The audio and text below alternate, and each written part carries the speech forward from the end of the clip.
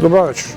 Ова е второто издание на Отвореното студио по вчерашниот напорен ден на мојот колега Саша Ордановски, кој мислам дека ги преврти студијата и сите столови ги испроба во начин на максималистички варијанти од интервјуа, водење на вестите, потоа дебати и така натаму. Му симнувам капа, нека биде тоа на оден начин една моја колегијална рецензија. Поштовани гледачи, вечерва ви нудам една урбанистичко-архитектонска вечер во Отвореното студио. Например, какво Скопје заслужуваме? Во кој правец ќе оди изградбата и урбанистичките решенија на метрополата? Дали ќе го заборавиме барокот или ќе се вратиме на модерната? За тоа ќе разговарам со мојот вечерашен гостин, претседателот на архитектите на Македонија, господинот Мартин Пановски. Во продолжение се разбира, нема да останеме на маргините на ова важна област која задира во економско-социјалниот, општествениот и цивилизацијскиот код на граѓаните на Македонија. Например, во емисијата Правда-неправда, нашата Гордана Думја ќе се занимава со помалку само навидум заборавени афери во типот на Фикон, Самарија, уште поназад или понапред, зависи кога на раните 90-ти, кога пропаднаа банки благодарејќи на хипотекарните кризи.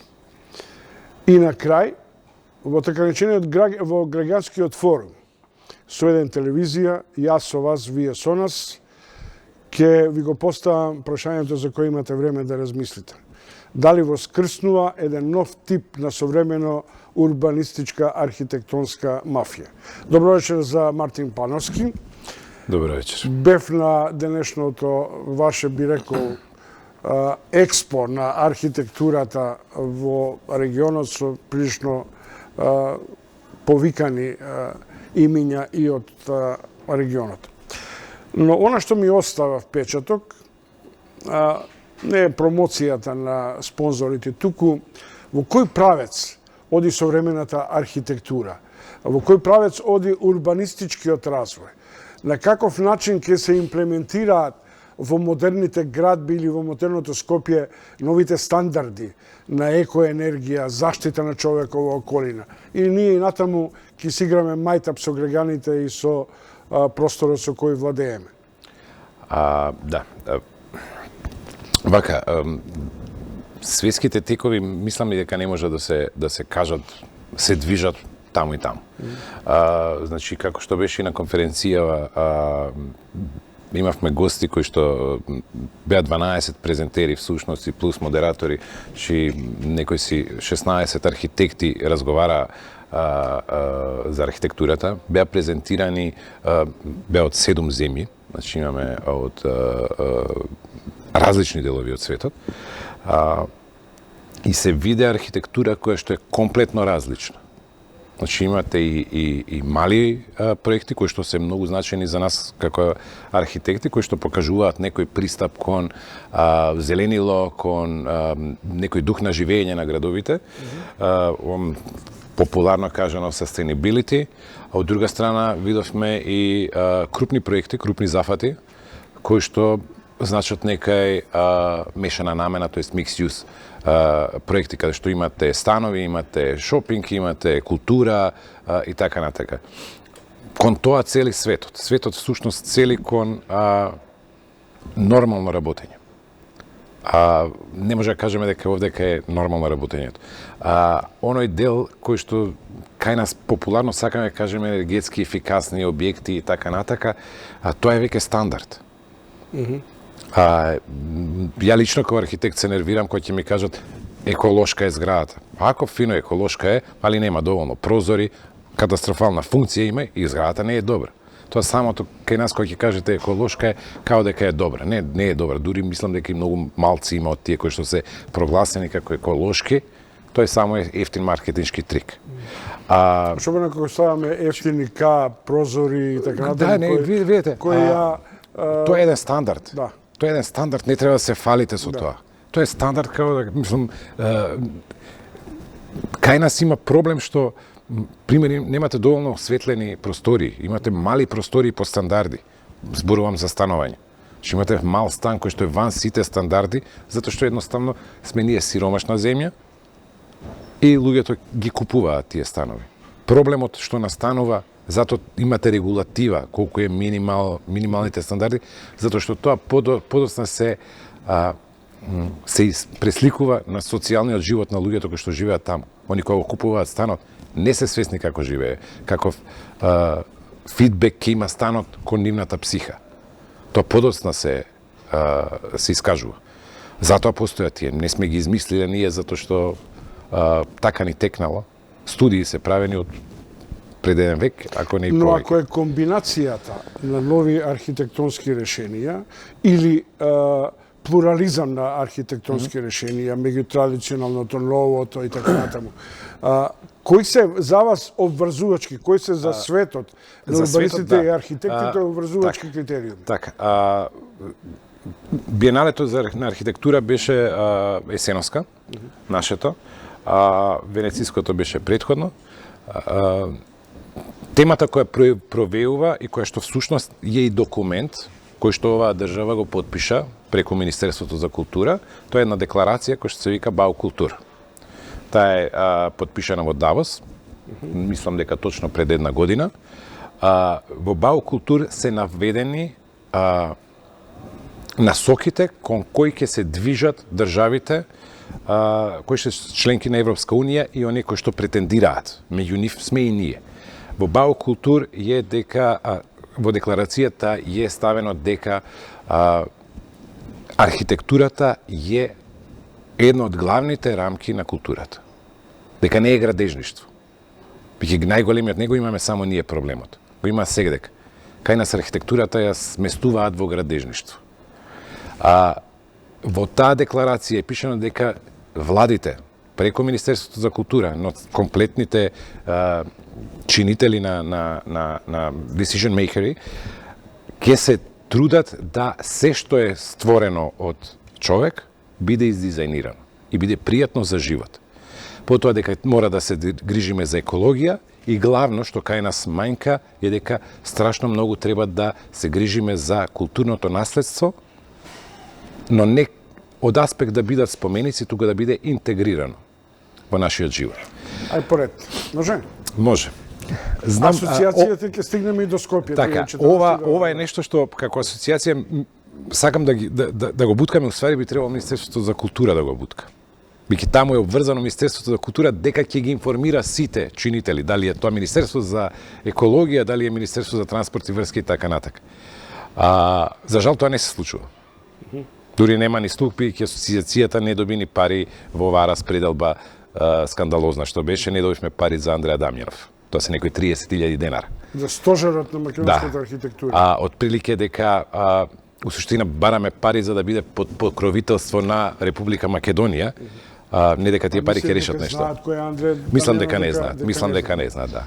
Така да она мислам дека околу првата црква и ова ќе видат. Тотално. Мислам дека и не знаат ништо е. Ништо е, добро. Мартин Пановски, мислам дека овој дел би можел да биде, условно кажем, аберот за вас и за граѓанството. Но она што во овој момент сите го чувствуваме, а то Скопје е некаква слика на Македонија која би можел или не мора да ја сместиме во Бау архитектура.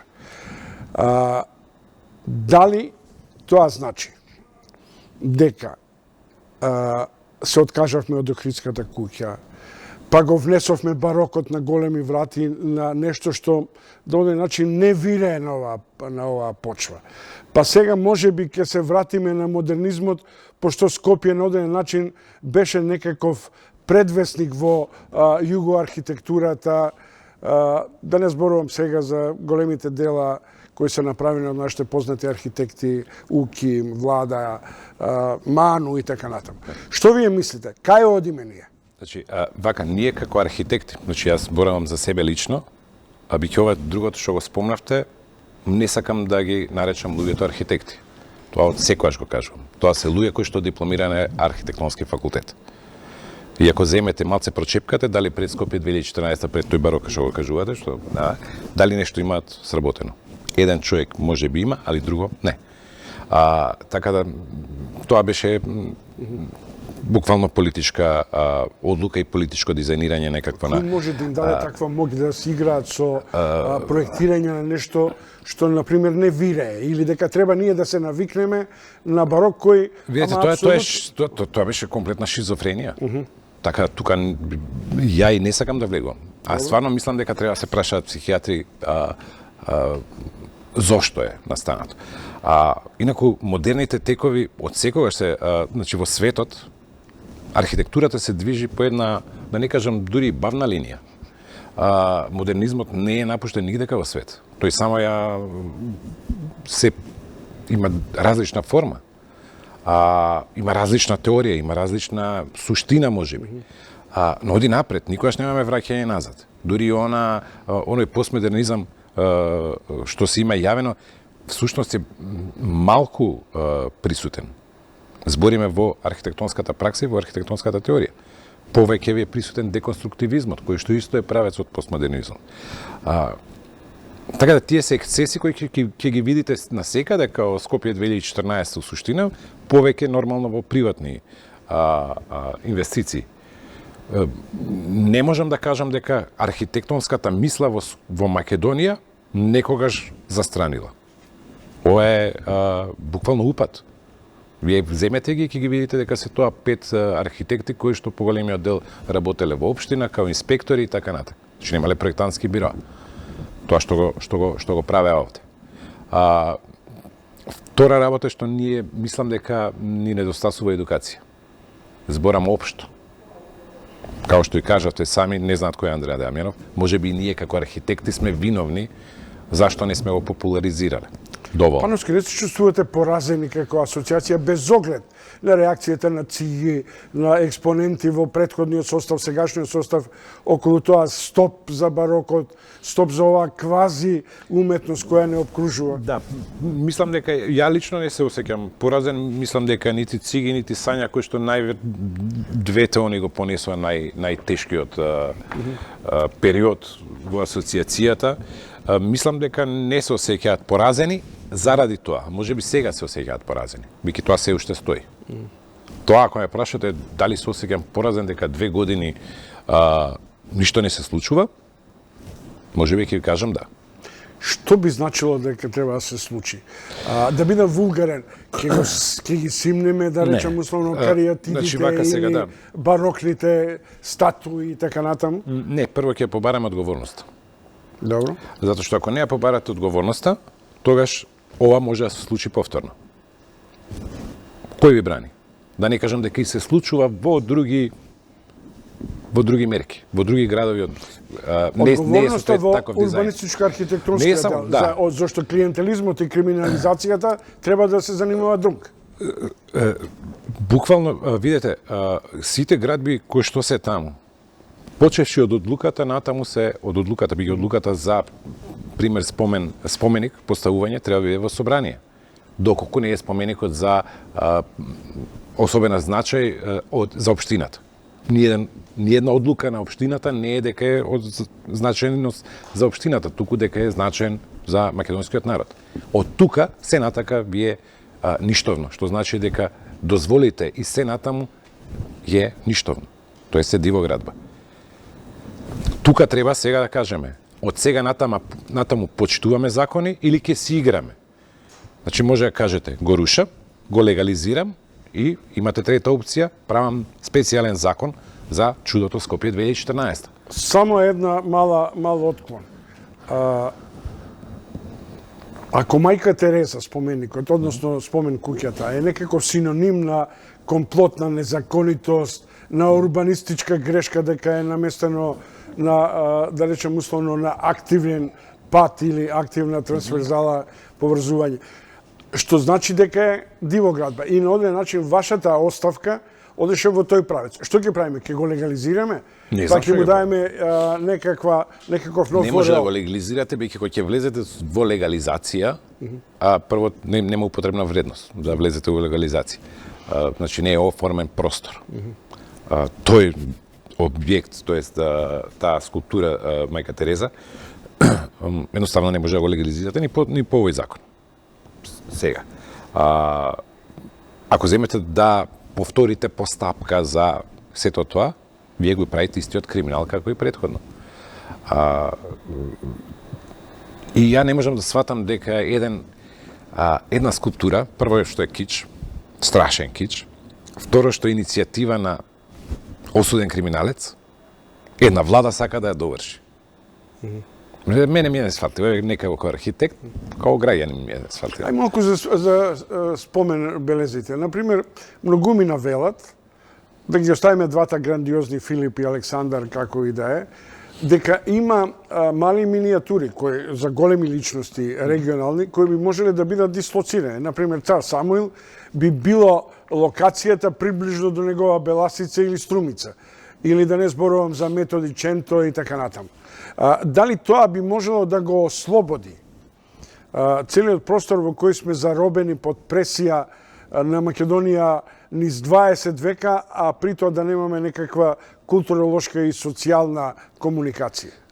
Видете, кој ќе наметнете нешто како власт, тоа многу тешко се прифаќа. Биќе ова Скопје 2014 е наметнато. Ја лично не одам као скопјанец, предпоставувам и вие не одите као скопјанец во тој дел од градот. Дали треба да се дислоцираат? Што треба да се случува како идеи со Скопје 2014? Јас стварно сакам да оставам на крај. Бики сега ако почнам со идеите, а го оставам системот, ги оставам законите, оставам све, комплетно можам да го повторам. Ништо не сум направил. Се однесувам исто како што се однесувал некој претходен. Не, јас сакам да кажам, дечки, ви го стегнав системот, ви ги стегнав законите, како што треба, сега ќе направам конкурс, па давајте идеи. Веќе јас лично сигурно можам да ви дам како архитект, моето биро, да седне и да направи идеи за све. Без проблем. И сите бироа у Македонија кои што се посериозни, ќе ви дадат и тоа сериозни идеи што да направите. Но не е тоа поентата. Поентата е демократичност. Поентата е дека треба да направиме конкурс, па да видиме што се случува. Немам дилема дека владата треба да се без конкурс. Значи тоа станува збор за ревитализација, реконструкција, да се смени и да се врати во првобитна состојба. Зборувам за влада, зборувам за стоковна куќа. Тука немам дилема дека не треба конкурс да има. Тотално. Тука се зима и се зимаат историчари за архитектура, ги имаме цртежите, ги има проектите и се враќа во првобитна состојба. Со се? Со се. Ако е знак, да речем, железната или челичната ограда дека е исечена, нели? Тој просто уште не е функционален. Не. Тој се уште не е фреквентен. Значи дека и столбовите ќе ги елиминираме за да биде просторот и дека на одреден начин ќе треба да се вратиме кон извориштата на македонскиот модернизам. Па видите, тој не е само македонски модернизам, тој е модернизам. И, како да ви кажам, несфатливо е за било кој архитект ова. Еве ги сега доаѓаат и гостите кои што беа, да кажам, фрапирани. Фрапирани од што? Од функционалната... Не, фрапирани се од дрскоста како може некој тоа да го направи. Значи, јас секогаш и претходно кажував. Ова е дрско до толку, како да ви кажам, земете, бидете машко и срушете владата. Не ја декорирајте. Срушете ја, тоа ќе го разберев.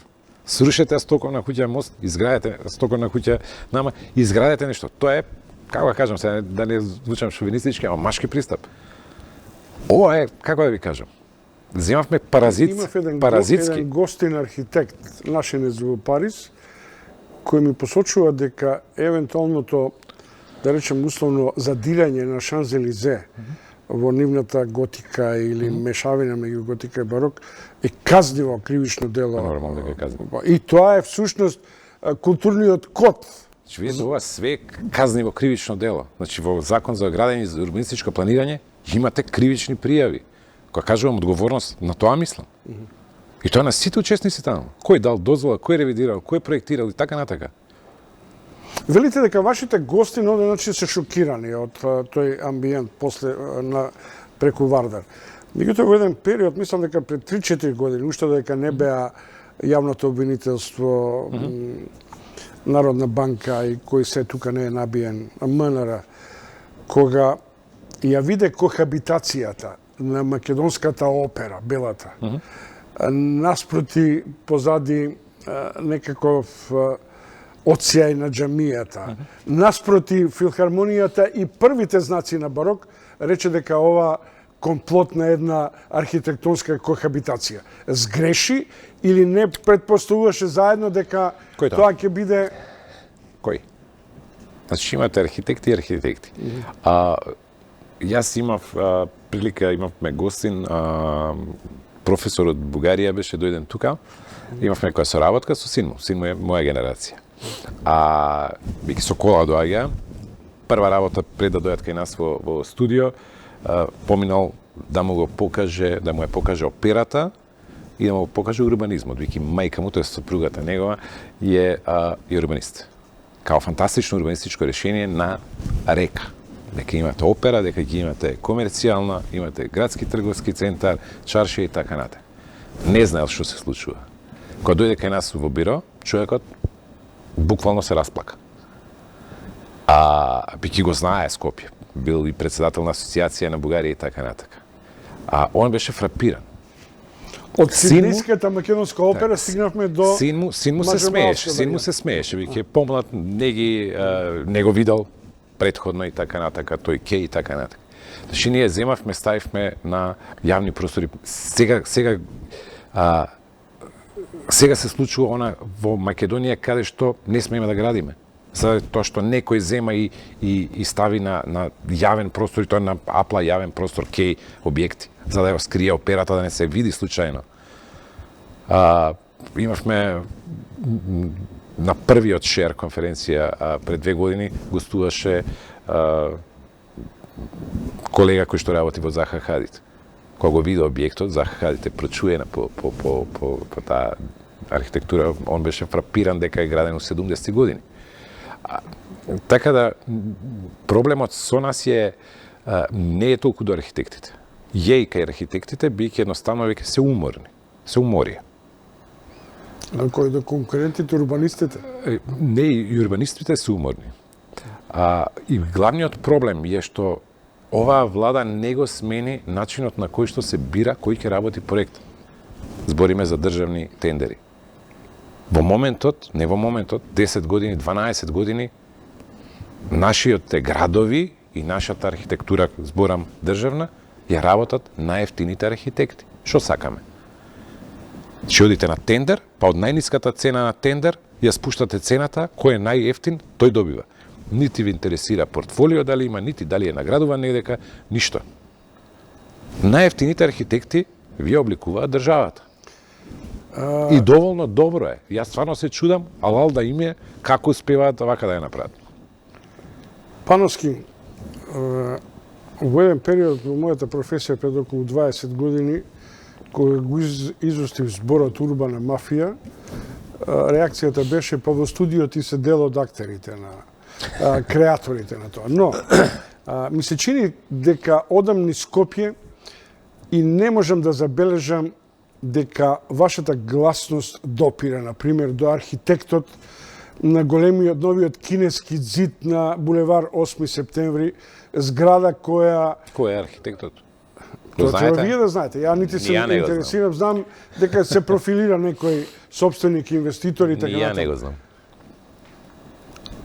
Разбирате, тука е проблемот. Знаете што? Водно е руинирано. Значи, ни го земаа водно. Овие огромни кинески ѕидови го стеснуваат ветриштата, комуникацијата и така натаму. Па ние се задушивме меѓу другото и заради тоа. И тоа не сакаме да го видиме или не сакаме да го признаеме.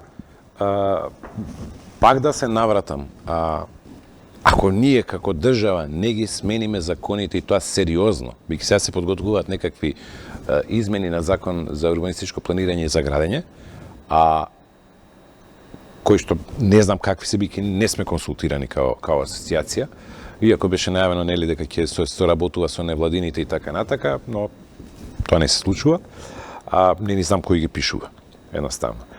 Ако ние не влеземе сериозно во таа работа, ние само ќе си ги по закон е. Лош ви е законот. Све е по закон. Не може да кажете не чини зградата. Не чини законот. Ако е се по закон, нема кривично дело. Нема. Можеме да ги гониме. Не можете. Не можете. Условно кажам квази архитектите или можете. урбанистите. Не може. Све е, И ќе живееме скоро све е по закон. во оваа земја Не, ќе дека ги смениме законите. Тоа е тоа. неколкумина од Скопје и од нас жителите правеа експериментална оаза на сопствените фрустрации, политички, професионални и така натаму. Може би. Пак сакам да ви се вратам. Главната работа, знаете како, сега на Фейсбук доаѓаат, малце се нервирам од тие работи. Бики сум уструка долго време. Имате слики, рецимо, од Копенхаген, како било у 70-ти години, и Копенхаген како е сега, дека било закрчено со коли, а сега е точаци и така. И сега викаат, сакаме вака. Супер е. Видете го дистанцата временска и што правеа овие луѓе од 70 до сега. Што правеа? Имаат перфектни закони, имаат перфектно платени архитекти, статусот на архитектите е совршен, имаат едукација перфектна, па дојдоа до ова. Не може тоа преку ден. Не може како мало дете да кажете, јас сакам мора да ми се купи. Чега, за тоа да се купи, треба да сработам прво, па да штедиме, па ќе ти го купам. Почнавме со светските тенденции во архитектурата, да речем на нови начини во урбанизмот. Сега за завршница на овој разговор. Што ќе правиме? Ќе споиме нешто што реално е неспојливо, ќе го, да речем условно, ќе го урираме како концепт или како градба, или ќе се вратиме вештачки повторно на некаква нова агресија. Ако разговараме за Скопје, мислам дека разговараме за Скопје. Да, сега Скопје. Скопје у моментов не функционира како град. Скопје е збир на општини. Тоа ќе треба тогаш да разговараме со една општина, со втора општина, со трета општина. Главното што мора да решиме како држава е дека Скопје мора да биде една општина. Тој е еден градоначалник. Може да ги има како заедници сите овие. Но урбанистичкото планирање, визијата за градот мора да биде една единствена. Мора да кажеме кој град сакаме да бидеме затворен или сакаме да биде отворен. Ако сакаме затворен да бидеме, пак не може да каже мора, така, супер. Ке ги качиме даноците, бидејќи нема нов народ, спремни сте како граѓани да ги плаќаме. Тоа е сериозен пристап кон решавање на работите. Ако сакаме да кажеме не, ќе бидеме отворен град, сакаме да бидеме бизнис ориентиран, економски центар, сакаме да биде државен. Ако сакаме економски центар, тогаш да, сакаме овде ќе се развива економскиот центар. Секој нормален град има економски центар, некаков. Во моментов имате Карпош сака економски центар, центар сака економски, аеродром сака. Едноставно имате збир на градови. Се дека не дојдеме на еден чинител, нема да има напредок. Ја до сега не слушнав буквално ниеден, нити градоначалник да има визија. Ова е визија. Сакам да биде развиен градот економски центар. Тоа е визија. Само слушаме проекти. Проектите за што се? Што постигнуваме? Мене ме чуди, ја можам да ги разберам дел од поранешните па и некои градоначалници кои во битката за сопствената профитабилност запуштија основни правила. Меѓутоа, вас сакам да ве прашам, која проектираат вашите колеги, како не му текнува едно зеленило, еден парк функционален да го направи? Да ни прожектира како е во Париз, како е во Лондон, како е во еден Бон, да не зборам за Берлин. Во голем дел од проектите, ако видите... Денеска се згрозувам од помислата дека се направени онолкави зданија, во кое вештачки се насудуваат некое борче, некоја елка, како се икаат овие новите дрва, и тоа е... Видете, значи, во голем дел од проектите, збориме, и ќе ги видите тие работи. Како е изведено, тоа е више друга приказка. Значи, ние на Биеналето имавме што проектирале колегите, а што е изведено. Значи, пак се навраќаме, одговорност нема. Ако вие смените проект кој што добил дозвола на градилиште, надзорниот орган треба да изгуби лиценцата. До сега никој нема изгубено нити лиценца, нити овластување. Лиценца мислам дека имаат изгубено, но затоа што не исполнуваат некои услови. Али заради етика или некоја грешка овластување лично од комора да го снема, не. Тоа не се случило до сега. Тука е проблемот. Кај нас немаме одговорност. Никаква. Све проаѓа. Тоа е Скопје 2014 системот. Anything goes. Све можам. Сакам зграда овде. Не може по закон. Смени го законот. Водно е руинирано, ама сега и Вардар е обграден.